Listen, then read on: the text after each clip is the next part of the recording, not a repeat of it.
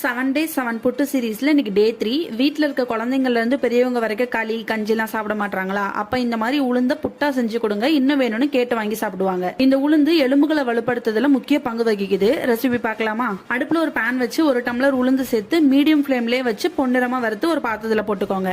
அதே பேன்ல 1/2 டம்ளர் பச்சரிசி போட்டு மீடியம் ஃபிளேம்லயே வச்சு பொன்னிறமா வறுத்து உளுந்து கூடவே கொட்டி நல்லா ஆற விட்டுருங்க.